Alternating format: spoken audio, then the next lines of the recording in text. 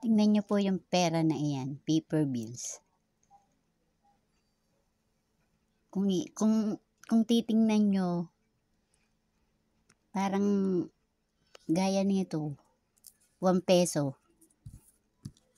Pero parang dollar siya. Pero pera po natin to, 1 peso.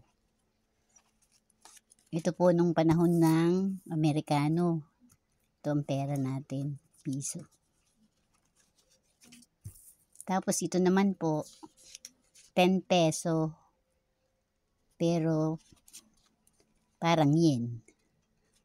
Dahil ito ay pera ng natin pero gawa ng mga Hapon. Anong panahon ng Hapon? Meron po pala tayong ganito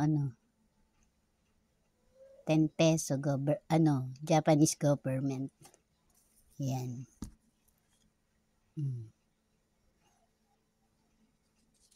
Ang galing.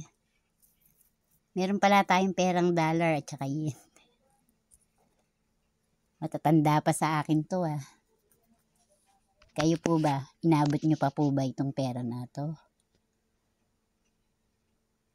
Comment nyo po sa akin kung inabot nyo yung pera na to.